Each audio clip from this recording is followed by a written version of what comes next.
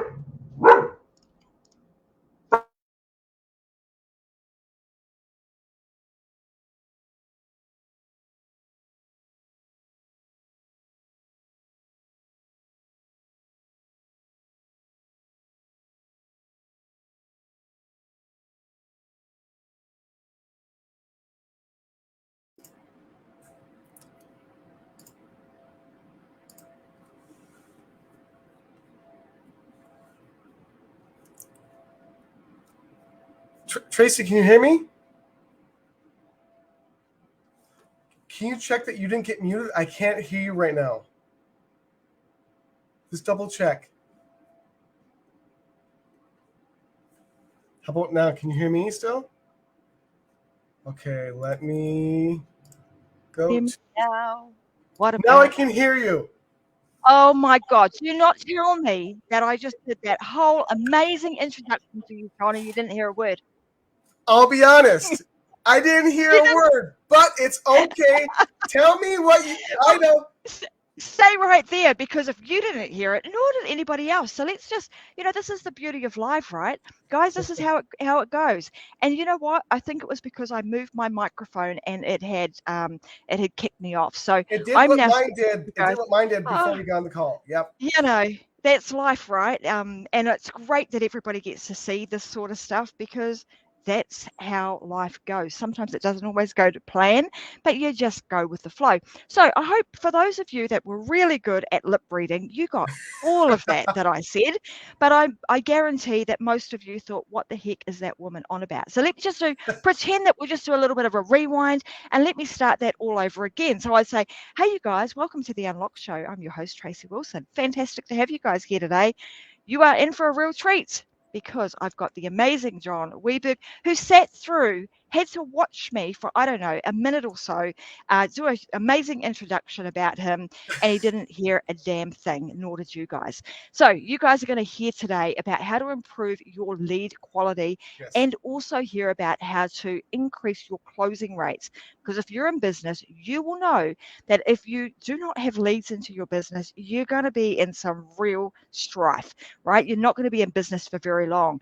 And then the next problem most people have is that they get leads, but they're not really very good quality. So then we get the problem of, how do I improve my lead quality?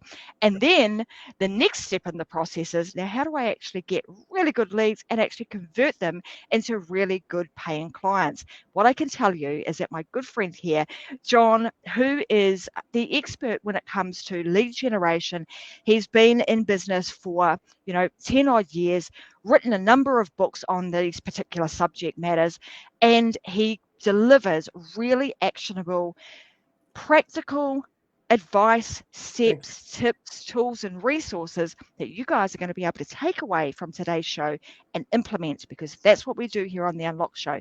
So it wasn't really word for word what I said before, but it's kind of the fast forwarded version of. So there you have it. Welcome to the show, John. It was excellent, and I appreciate the intro the second time. Yeah, I wasn't sure. I saw you talking. I'm like, is it mine? So the whole time I was looking to see, Totally is it my me. audio? But what do you do?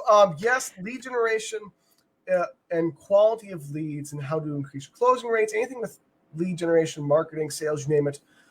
I love, as you said, I've actually got started at around 13, 14 years old, really young. My dad got me into it, and business is my life. So I hope I can bring some immense value to your audience. I know that when I was reading your bio, John, you said, you started in this really young, and that was really because I'm assuming you learned a lot of this from your dad, Yep. right? Being a second generation entrepreneur, and saying, I came from really humble beginnings, but learnt through watching dad and seeing what he did, and then being able to, take your savvy, young mind and be able to apply that to what dad was doing and be able to really take it to the next level. You want to tell us a little bit about that, because I think that forms a really good basis of how you have become the entrepreneur that you are today. For sure. So a lot of it was my dad got me started. We were at the time, like you said, it was a struggling time for my family. We were really struggling financially, and he turned to online business and online marketing in order to make ends meet. And from that, I saw the lifestyle, especially even now, but a lot of the lifepreneurs that you saw back then of, traveling the world, being able to achieve and do anything you want, that really drew me in, especially coming from that background. So I decided I'm going to go all in with this. I don't know if I'm going to succeed. I don't know if I'm going to fail, but I might as well try anyways, and it'll be an adventure no matter what. So I just really dedicated all of my time, not just learning from him, but also learning from Frank Kern. Shout out to Frank Kern, one of the best, if not the best marketers of all time. Frank Kern, a Nick Single, many, many other of the leaders in the industry right now that I saw growing up. I'm like, if I could just do a little bit and learn a little bit from each of these different places and just keep learning, and once I've amassed enough information, I feel certain I'm good, then apply, I would increase my chance of succeeding in the business world. Absolutely. And I think that's the beauty of what we have now, particularly with this digital age, right? 20 years in to sort of having the internet and having access to all of these different people now, we have the great opportunity to be able to actually learn from other people who have been there and done that. And like you say, when you're learning from all sorts of different people and then taking those, those gold nuggets from them and being able to create something that really works for yourself, really does help to expedite your success. I'm just looking at the comments, and I guarantee that all of them are going to say, "Hey, I can't hear you, not a word." I still hear you good. I think we're going good. I hope it keeps going good. These are from a little while ago, so I'll just, we'll take a moment to have a bit of a giggle about my my stuff up with moving the microphone. Lesson learned: don't move the mic as soon as you go live. But anyhow, yeah. I know I shouldn't have, but anyway, I did, and it kicked me out. So that being said, when we think about your journey and you working across multiple different industries, I mean, there's a real benefit in doing that, right? But one of the things that I think we hear a lot about is really niching down and becoming good, or just focusing on one particular industry. And you've kind of flipped that on its head, because you're going, well, I didn't do that. So tell us a little bit about that, and how has that really benefited you? Yeah, the problem with initially niching down, even with like a skill set, say someone, whether they have a job or they're working on the business and they're focusing on sales or they're focusing on marketing or you name it. The problem with niching down too much is you miss how every other part of business or part of whatever you're doing is all connected. So that's why I made sure I'm like, if I'm going to do this right, at some point, and this also ends up happening later on, say you're hiring, your business is growing, you're hiring, you want different employees. How do you know if an employee you're hiring has a good enough skill set if you have no idea what the skill set even is or what that would look like? So I decided I need to learn enough about all of marketing, sales, content marketing, content creation, you name it. the list is pretty extenuous, that no matter what a business has a problem with, I can identify and find a solution to their problem that I identify on what can help them get the fastest result with the least amount of expenditure. So that's something that I'm a really big proponent of, is whether someone has a sales job, I would still, for example, as this a sales job, I would learn about marketing, I would learn about lead generation, everything that affects your sales job in the end game. And as well, if you're a business owner, you at the very minimum need to understand how the rest of your business functions, because again, whether you're hiring or whether you're working on things yourself, if you're not proficient in each of these different areas, you're competing with, this is another big part of it, if you're not going to master everything, you are working with companies that have people who are dedicated completely to mastering this one thing. You cannot compete them. There's no way possible. You don't have the manpower. So you have to, I think, be a master in this day and age, be a master or hire out a master of everything that connects together in your business or in your life, because otherwise you're missing out on what your competition is doing daily and with the highest proficiency possible. It's hard to match that. Absolutely. And I think one of the benefits, certainly, you're a consultant, because you've been a consultant, you've worked in all these different industries, and I can really, resonate with that too, because that's the sort of thing that I've done. And so I'll speak from my, personal experience as well. And that when you do get the exposure to all of those different industries, it gives you the opportunity to be able to see, hey, that thing there really works in, say, the health and fitness industry. Right. And now I'm working on, I don't know, let's say it's a mindset app. What elements of this particular industry can I actually pick up and now implement into, into this new industry that gives you a point of difference? It's something unique, but it's also innovating with something that already works in another industry, which I think is really powerful. Right, for sure. And I think like a lot of people, especially people who are looking to hire consultants or freelancers and things, they're always concerned with, well, is there a difference, for example, not just in industries, but B2B or B2C? And as you've probably discovered, at least I believe it's true, is there is, but all usual marketing, sales, lead generation, all this different stuff usually works across industry, usually works across niche. Of course, in a higher ticket space versus a lower ticket space, it's more difficult to make sales.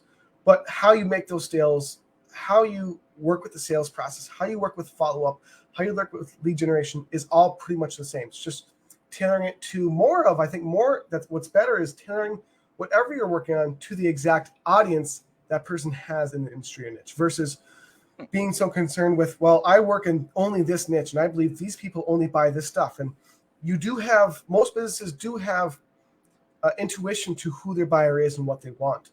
But most business practices are foundations for a reason, because they apply no matter what you're selling or who you're selling to.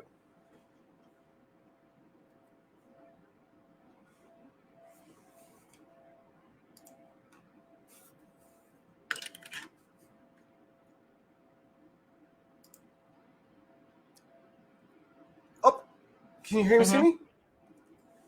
You went out, but you're back. Well. Can you repeat what you just said? Yeah, well, I was just listening to what you were saying. So you were talking about,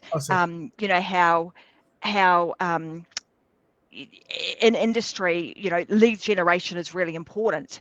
So we were going down that path. And I think one of the things that's quite interesting about that whole concept of lead gen is that we need that in our business. But as we have progressed, a lot of people are looking towards this digital marketing space, and how do we optimize or utilize digital marketing to generate leads. So I want to talk a little bit about that. Also, interestingly enough, I just had some friends come and stay with me yesterday, and we were having a bit of a chat. And he was saying he's got a scaffolding business, and he was looking for some new clients. And he said he was actually at a local supermarket, and the local supermarket had one of those billboards in it, right, where you put notice board, I would say, you put your notices up to advertise your business for lead generation. And he said what was quite funny about it was that he said to his wife at the time, just wait a minute, I'm just going to jot down and put a notice on the board. We can't put business cards on there, but I can put a notice about my scaffolding business. And his wife said to him, don't waste your time. That's old school. It doesn't work. We need to be focusing on some of the new stuff, the digital marketing. And he said, just wait, Right. I'm going to do it anyway. Just humor me. And he put it up and he said, what was quite funny? He got a phone call within 2 days from somebody off of that notice board to say, hey, I want you, I want you to come and do some work with me. So, if we start at that kind of very basic level of what do we consider, or where do we look for lead generation? What are some of the things that we could be doing? I mean, that's obviously one. For sure. So I think the old-fashioned methods do still work, but I think what people are missing out on, because I want to talk about lead quality in this as well, is what people have to realize is the digital marketing space is here to stay, and at some point, all business will basically be done online, or the vast majority. Mm-hmm. As phones are more and more in use, as we're doing this more and more, the world is moving towards a more digital realm. So I recommend to all business owners, offline, online, you name it, to make sure that at the very least you have some of your business online and you're learning about it now, because otherwise you're going to be too late when more and more of the industry, every industry, moves into only digital marketing or mainly digital marketing. So I think you can do newspaper ads still. You can do, billboards. You can do advertising on TV. I think right now the best main social media platforms to do advertising on is going to be YouTube and Facebook. But for lead quality, making sure you're getting the best leads quality, best you can get, I think what truly matters the most, targeting is often what people focus on. You need to have the right targeting with the right people seeing your ads, which is of course true. You want people who are at least interested in seeing your ads. But especially in online marketing and online sales and online advertising, with how good the algorithms are, they can usually find your audience without you even filtering out a target audience. They'll be able to find who's engaging based on the engagement. That means they're interested. So it's, I believe, almost more important than, of course, having good quality people who actually want and can afford your product and services. Looking at your stuff is the messaging to filter out the people who you do not want buying from you.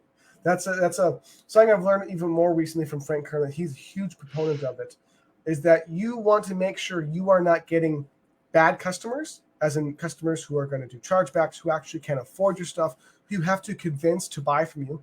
And you also want to make sure that another reason why you want the right messaging to filter out people is if you aren't filtering in just the precise clients and leads you want to work with, that means you're wasting ad spend. And most people are wasting quite a bit of ad spend on people who aren't actually interested or who are just dabbling. So an example of this, which may be a very strong offer that stands out that can kind of do this, is having at the beginning of a video, Alex Ramosi is famous for this. At the beginning of his videos, he literally just states an offer with a guarantee towards a specific audience and results he can get just them. So for example, business owners, you want to call it your direct exact audience only. Business owners who are making 7 figures already, I will guarantee you to double your profit in the next 30 days. So by saying one business owners or gym owners, for example, gym owners, that gets rid of other business owners. It's just gym owners and who are making minimum 7 figures. Okay, there goes anyone making below 6 figures and anyone most likely who can afford your product and services. And it filters in a lot more of your real dream customer, as Russell Brunson would say. So I think that really good messaging that filters out people you don't want, almost more than filtering the people you do want, because when you filter out, that's going to be the people who are actually engaging and wanting to work with you.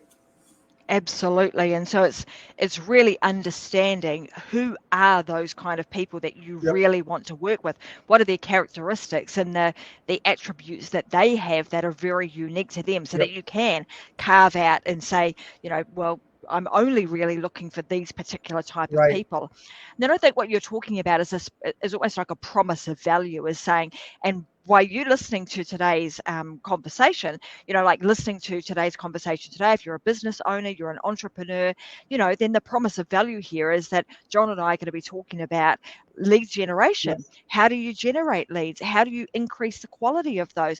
And how do you get yourself to a point where you're able to improve the conversion rate on those by, up to 87%. So, I mean, that then rules out anybody else who's not in business, that they're not an entrepreneur, and they're not interested in generating leads or increasing their lead quality. Exactly. We've just we've just disqualified them and said, Yep. this isn't don't waste your time. Don't listen to today's show.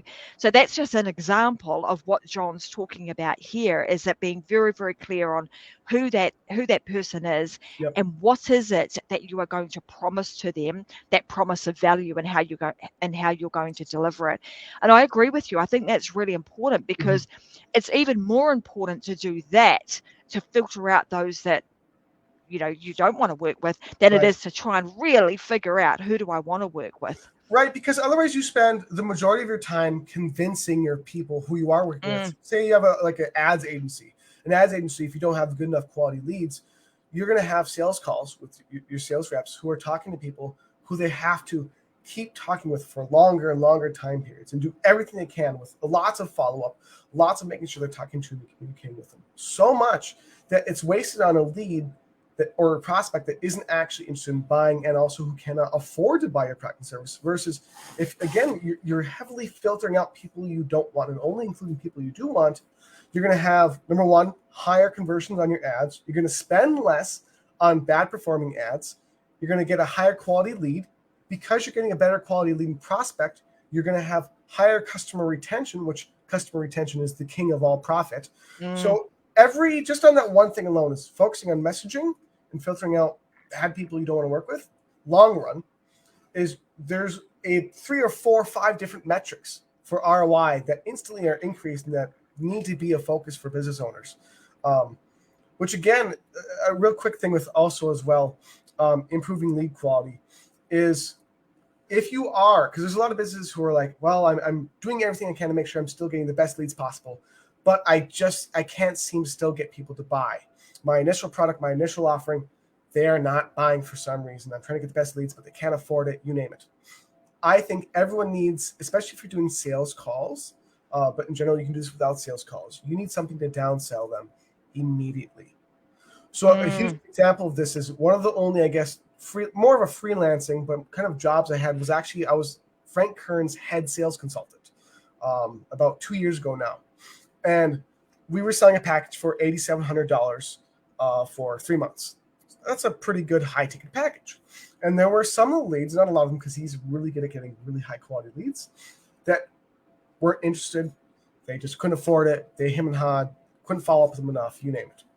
We offered them then the same program, but you didn't get the live coaching, because that was the huge part, is live coaching with Frank himself. It was you got more of an automated course of it. For instead of $8,700, it was for, I believe it was like $2,000. The amount of people, I just emailed out all the prospects that did not buy, who bought that, almost generated more money than people who actually bought the $8,700 package. So based on downselling follow-up with people, if again you do, let's just say you do everything you can, you try to improve your messaging, you try to do everything you can to get the highest quality lead possible, and you just can't still, downsell your butt off, because that will get you it can get you approximately the same amount of money as your actual offer. And what's interesting about that, John, is when you think about, say, Frank Kern, for example, he's done such a great job in really honing in his messaging. So he knows exactly who he's looking for. And if you think about that process, if somebody's taken the time to actually go through the process to get to the point where they're now in your sales funnel, they're looking at that first offer being a high ticket, they're already, part way there. And whatever the thing is that has prevented them from buying, which in most cases is going to be, I just can't stretch to quite that much. I want it, but I just don't quite have that amount of money. And now what you're saying is, we've already psychologically got them there. They've already in their mind gone, I want and I need that. That's going to be the solution for me. I just don't quite have the financial means to do it. So coming back in with that resell, with a downsell, and I think this is important, because a lot of people think I've got to go and create something completely different. But what you're saying here is a really smart thing that Frank does, is just take away some of the, more higher, time-consuming elements. Take that out of the offer and still offer the same, the same package, just a tighter version of that at a cheaper rate. Yeah, you can definitely do that. And again, even in the worst case scenario, you can do affiliate marketing and offer them different products and services that are at least closely related. And you should do this no matter what. For example, even if you have, and there's a lot of companies that do this, for example, agencies.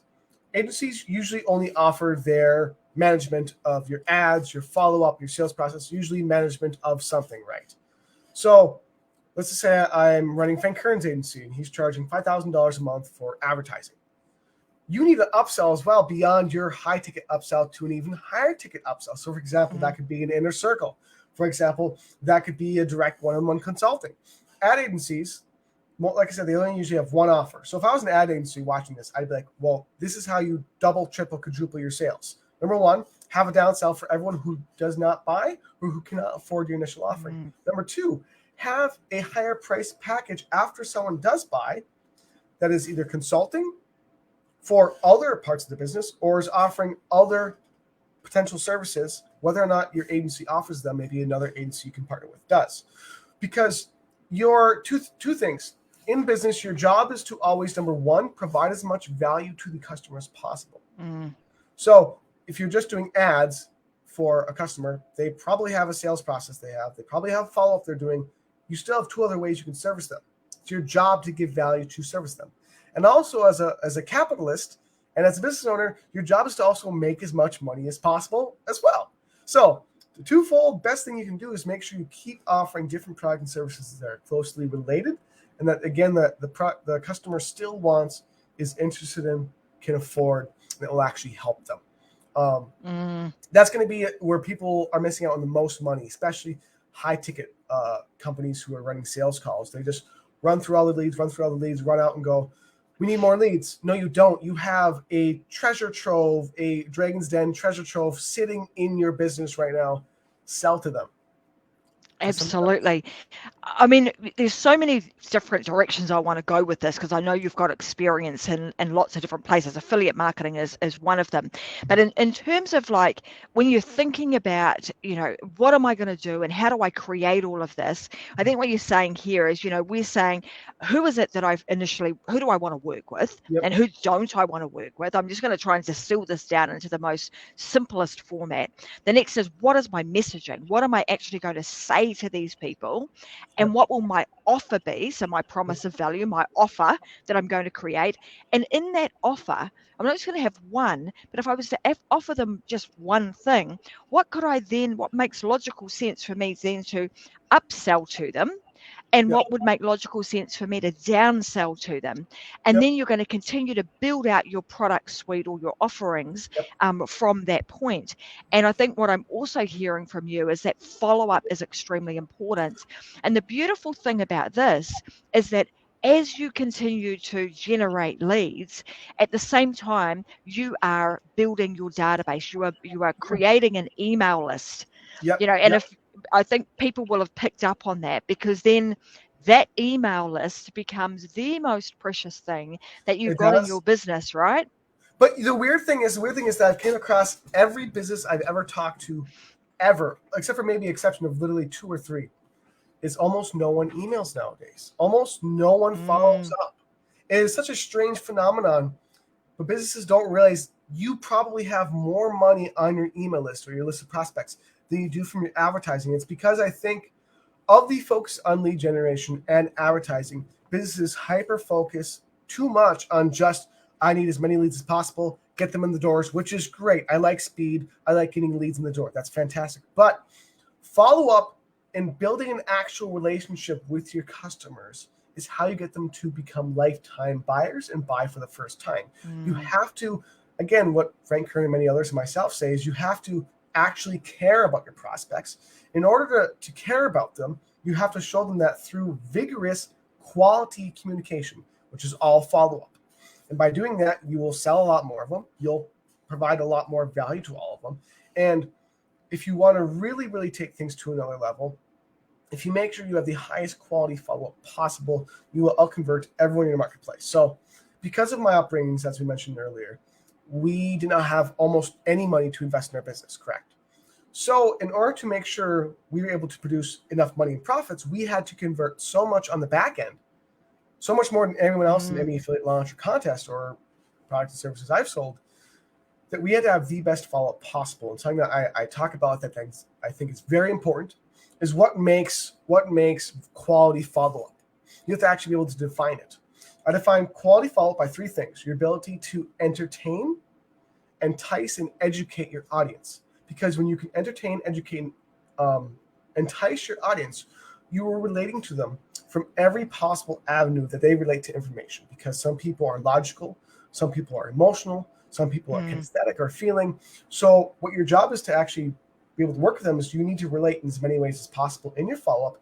And you do that with social proof, you do that with testimonials, you do that with deals, discounts, you do it with a variety of different things that builds an actual relationship with the customer. Because you think about like the biggest brands or the fastest growing brands in the world. Look at Tesla. Whether or not you like Elon or whether you love him, the company is what it is because of him, his personality, and what he's created. You take a look at Amazon. You take a look at the Harmon brothers. Sorry, Harmon Brothers. Yeah, the Harmon brothers or Alex Hormozy. But the Harmon brothers, they've launched humongous brands. They've launched Dr. Squatch. They've launched the Potty Squatty. They've launched a variety of different e-commerce, B2C brands. And how they've done it is their ads actually entertain, entice, educate. They build a relationship with the customer. I go, I actually saw your stuff, and I actually like you because you weren't just, hi, my name's John. Here's a great deal. Buy now. Like you actually tried to impress me, and because you actually cared, it showed, and I actually want to buy from you now. So quality of follow-up is everything. Regardless of your lead quality, it will heavily help you increase profits. And any closing rates will. I mean, all those things are super important and really interesting case studies when you go and look at some of those, like the Frank Kerns and the Alex Hormozys and and the Harmon brothers, and you're looking at the way in which they market, and even, with TikTok now, if you're scrolling through there and you look at there's another brand, the body, Beyond Body, and you're looking at some of those just to really study what it is that they're doing. And what's really interesting about them is that if you watch really carefully with the stuff that John's just talked about, they entertain, they educate, and they entice you. They're ticking all of those 3 boxes to get you to, they dribble all the breadcrumbs and they get you to follow them until such time as, you're ready to buy.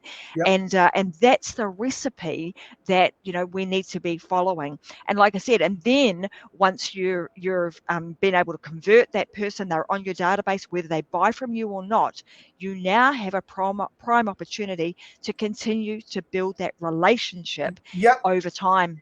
That's something I want to mention that actually I don't know if I've started to key the idea, but I think it's just something that's not really talked about very often, is what you're building there is lead retention. Because on any lead list, because you never hear that term, I like it a lot, is because there's customer retention, but also lead retention. People who are going to buy from your organization, if you follow up right and with a high enough quality, years down the line. Like on my own lead list, there's people I've personally talked to at an event, for example, an affiliate marketing event I was part of. And they didn't buy from me for 2, 3, 4, 5 years. And it's because of that, number one, consistency and quality of follow-up. And also, again, what we're giving your people a lot, but they need it. Also, what helps a ton with higher conversions, lead quality, and just every part of your business being more profitable is also omnipresent follow-up.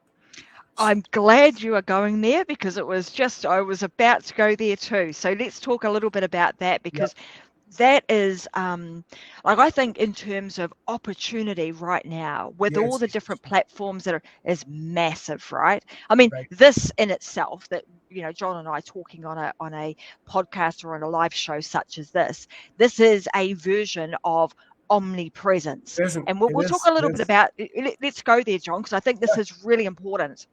Yep. So basically, how people can think about it is think about every big brand you know. Why are they a big brand? Whether or not because they're profitable, because most big brands like that actually aren't that profitable. Walmart operates off like a 3.7% profit. You take a look, all these big brands, what do? They are constantly in your face. Now, some of them do have low quality, but what they do so well is basically branding and mass appeal. So whether you're scrolling on your phone, whether you're on TikTok, whether you're on a podcast, whether you're in your email, whether you're on TV, does not matter where you're looking, they are there in front of your eyes, and that's what makes them a big brand or also be seen as an authority. So if you want your business to truly stand out, to convert a lot more of your leads into customers, convert more of your customers into repeat buyers, and do all these different things, you want to be seen through advertising, through your sales process, and through follow-up, and through content as well, through every possible venue. So for example, if I'm creating content, I make sure I create a long-form video on YouTube. I cut into slices. It's on Facebook. It's on TikTok. It's on YouTube.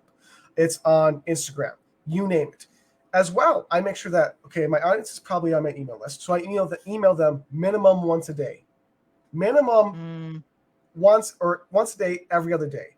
As well, if I'm running advertising, just with that alone, if someone is subscribed or seeing my content from one of those 3 places, those 3 or 4 different avenues, they are constantly seeing my messaging. Likelihood of them buying versus seeing an ad once a month is so much more impactful and likely, because people breed familiarity after they see you again and again and again. Again, what branding is actually just a long-term building of a relationship. Lead retention, customer retention, is building a long-term view of who you are and what you deliver to someone. And you build that again through quality of follow-up, quality of advertising, quality of messaging, through quantity and omnipresence through multiple different sources. It's the ultimate way to convert as many people in your audience into customers as possible. Because again, if I get a phone call from your organization, there's a YouTube guy, Alaric Heck. I can't stand his sales team. I'll say it out here. You see this. I don't like his sales team, but they're doing what they're doing right. They've called me, texted me for 3 months straight. I will not buy, probably will never buy from them, but at least I'm talking about them right now and respect that they're doing their due diligence. As well, I get emails from them. I've seen retargeting ads from them, you name it. Doing that is better than nothing at all, or doing the bare minimum. Because most people, if they email maybe once every couple of weeks, maybe once a week. They have a weekly broadcast.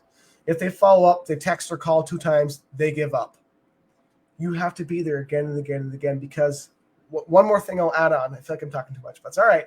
The reason why you have to do what we're talking about is because the mass competition in every single marketplace in the world is mind-boggling. You can be selling toilet paper, you can be selling records, you can be selling anything, health and wellness products, you name it. The competition in what you're doing and the uniqueness you think your offer has is out there.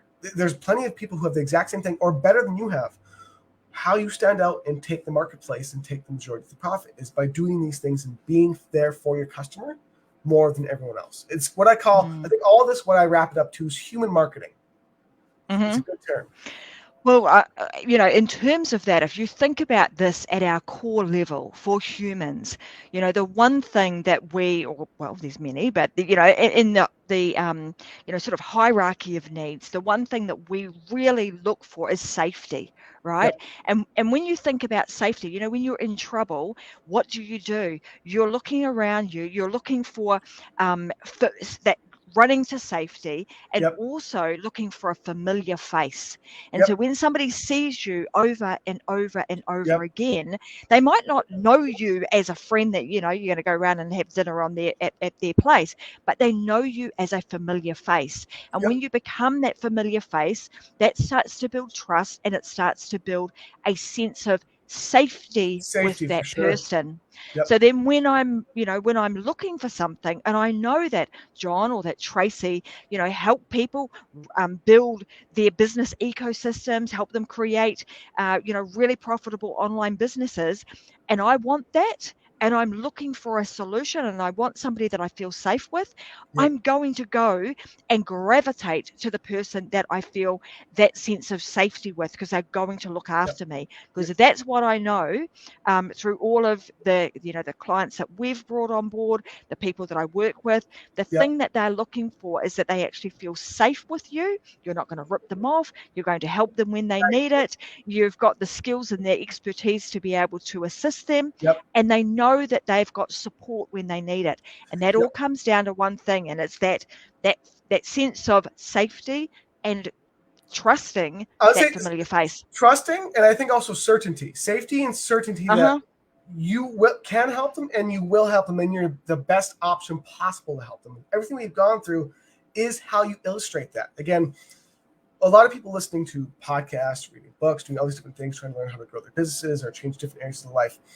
I'm always an advocate of they hear, no application. You have to apply. Minimum, I would think, one of these things we've gone through. If you apply, just increasing your quality of follow-up. Add videos. One second. Yeah, John's absolutely right. He'll be back in a sec.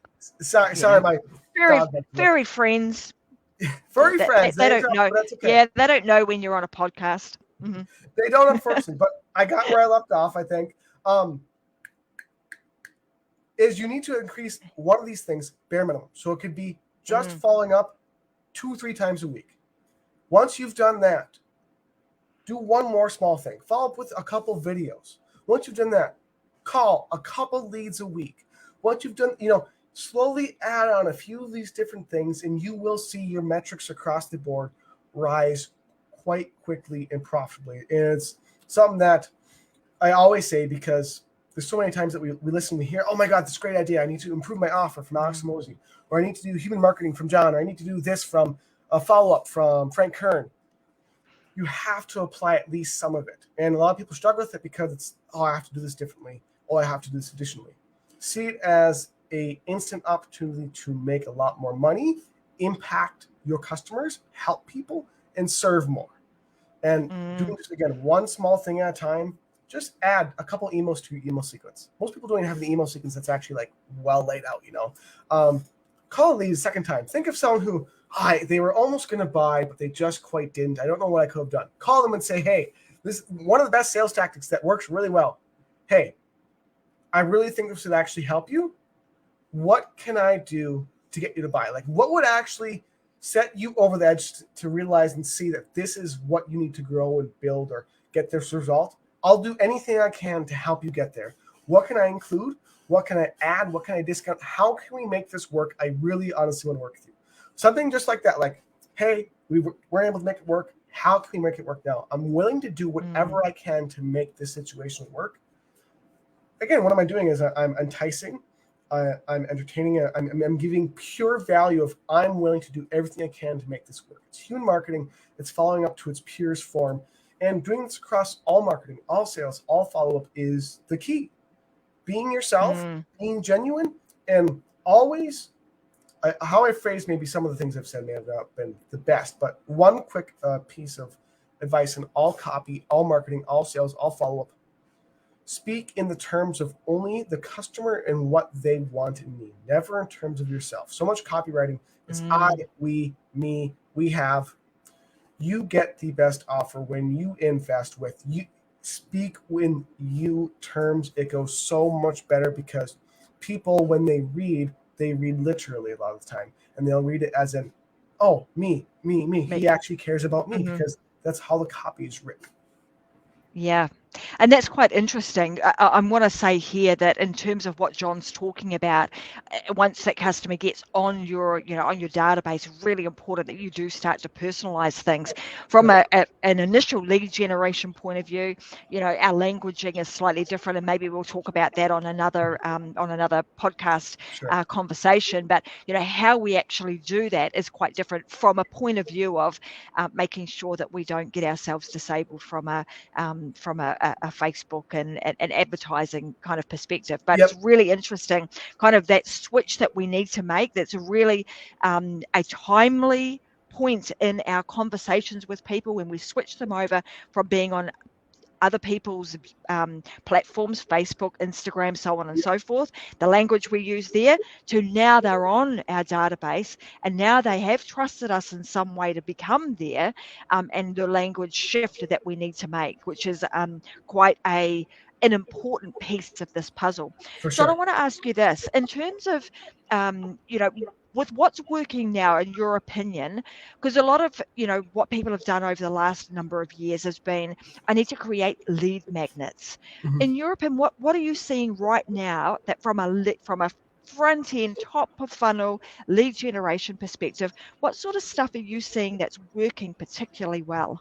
I think mass contacting, for example, on LinkedIn, which we all get, is horrible. It's atrocious. I can't stand it. The mass appeal, other than email marketing, the mass appeal no longer works. And it has always worked, but what really is standing out is personalized touch. So, for example, I don't want to mass contact on LinkedIn 1,000 contacts. I would much rather personally make a video for probably 20 of them, or if possible, 100. The reason for this is, again, because there's so much bland bombardment into people's inboxes, into people's text messages, into people's everything personal, you name it. People are so accustomed into any marketplace, any industry, the same generic stuff over and over and over and over again. So you have to, again, do human marketing, truly stand out. And how you truly stand out is not doing what everyone else is doing. Yes, people make every part of marketing, sales, follow-up work. However they do it, they manage to find a way. But what works best is personalized, very human feeling, genuine messaging, preferably through video. I have made some amazing relationships, partnerships, affiliate connections, business connections, all through being a genuine, real person and actually caring for people. So that's the second thing I would also say is leading purely with value first. Too many businesses lead with their offer, lead with, I want this, you can get this from me, get this from me. Even with you language, they're still just too focused on getting, give. For example, if I was going to want to work with you or an ad agency or any business, I would, number one, I would use everything we've talked about. I would use a quality and quantity of follow-up from a variety of sources. And in all of that, I would send personalized videos. I would send free guides, not like just an ebook that gives information, like an actually useful, hey, I took a look at your sales process. Here's exactly what I would do to improve it and get 30% more sales. If you feel like this helps you out, let me know. I'll give you even more. So notice why I did that. I didn't say we can work together or apply here. I'll give you even more, I'll help you even more. That is what truly lands customers and makes them go for brand recognition too. Like, this person actually cares on a mass scale.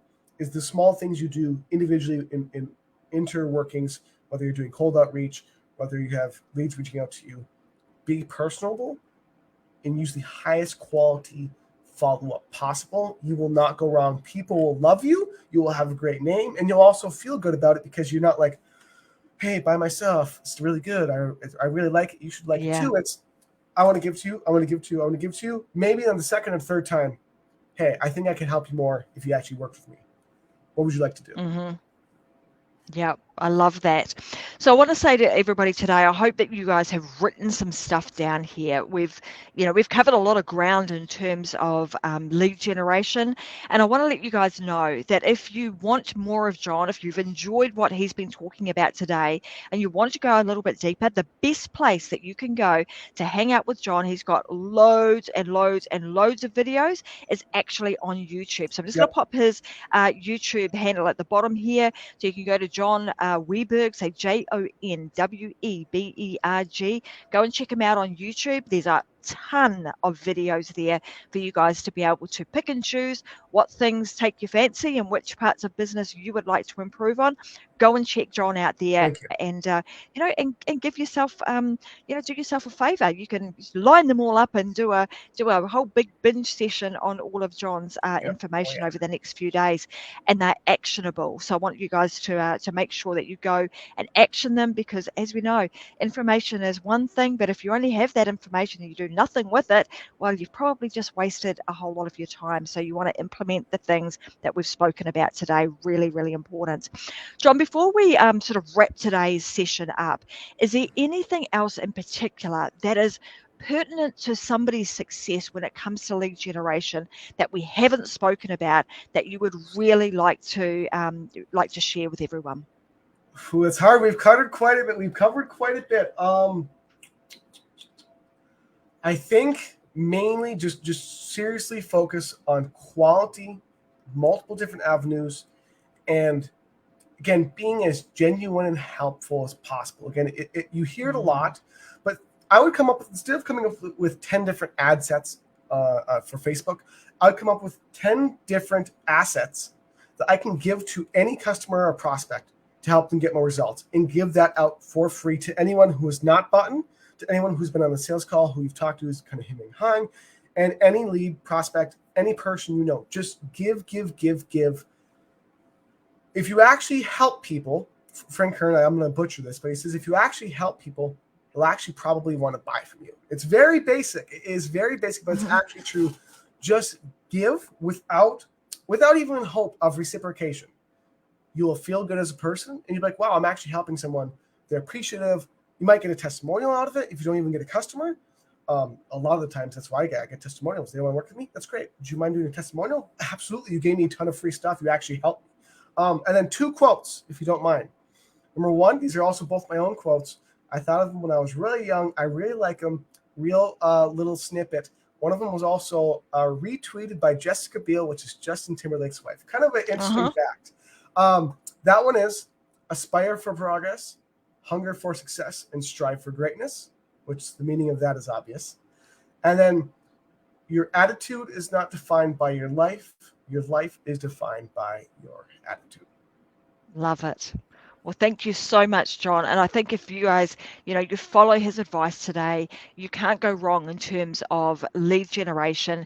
And just like you said, throughout today's show, it's not trying to eat the whole elephant at once. It's not trying to do everything. It's just pick one thing, implement it, do it really well, then move on to the next thing, and then so on and so forth.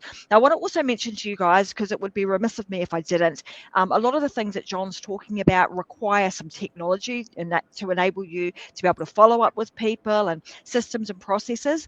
There is one that I want to share with you guys. It's called Usability. I actually own that brand. It'll help you, build your websites, your sales funnels, your membership areas, your email marketing, your CRM, and the list goes on. So I want you guys to go and check it out. If you decide that you want to utilize that system, use the discount code UNLOCKED at the checkout, and that will give you a 10% discount. And you'll also get a 14-day free trial. Just have a bit of a play and be able to implement some of the things that John's spoken about today. But I say thank you very, very much for your time and for sharing your expertise and your wisdom today. I know that everybody will take away some really good stuff out of today's session. And I would love to hear from you guys how you've gone with implementation of what John has spoken about. And like I said, if you want more from John, you need to understand this in a little bit more detail. Super simple. Just head on over to his YouTube channel and start watching some of his content, and that way you'll be able to implement it step by step. So thanks for joining us today. As I always say on the Unlocked Show, you need to go and live your life unlocked, because there is just no other way. Thanks, guys. I'll see you again on another episode of the Unlocked Show, either this Friday or next Wednesday, 10 a.m. Brisbane, Australia time. Bye for now. Take care.